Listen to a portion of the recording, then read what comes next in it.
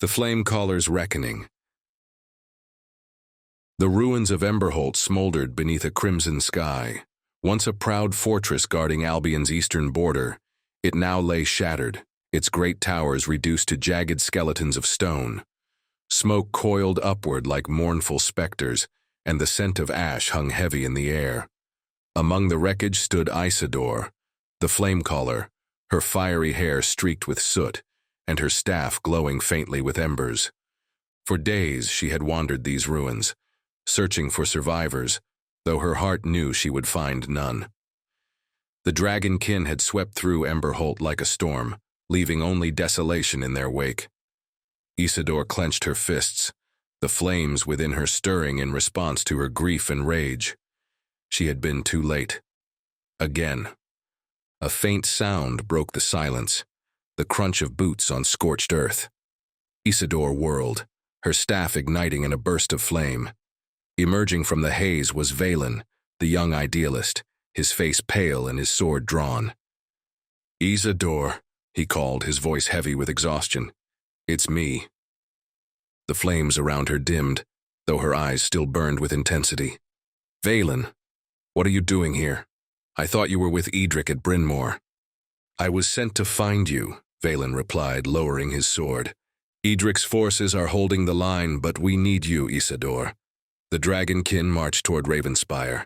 "Without your fire, we cannot hope to hold them back." Ysador turned away, her gaze fixed on the horizon. "I failed them, Valen. I failed everyone here. What good is my fire if it always comes too late?" Valen hesitated, then stepped closer.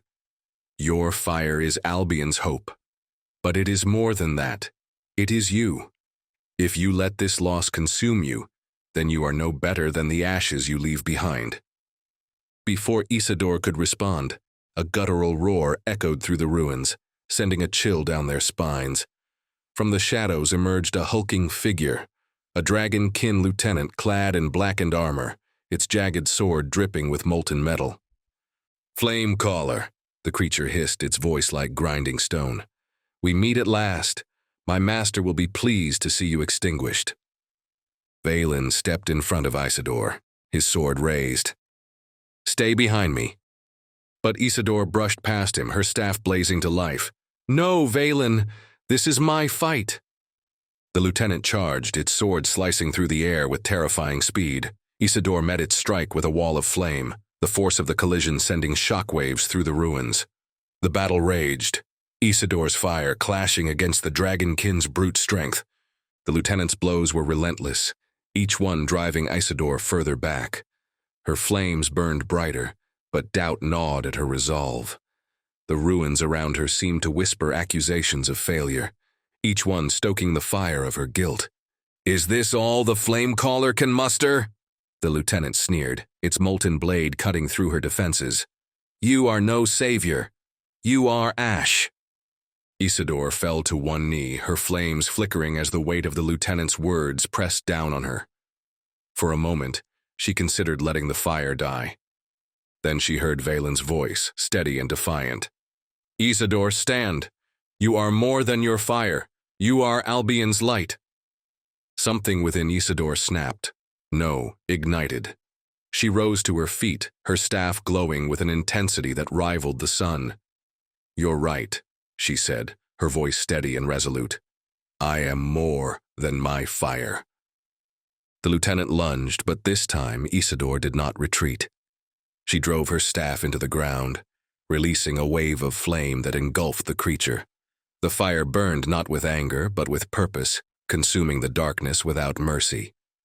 When the flames subsided, the lieutenant was gone, reduced to molten slag.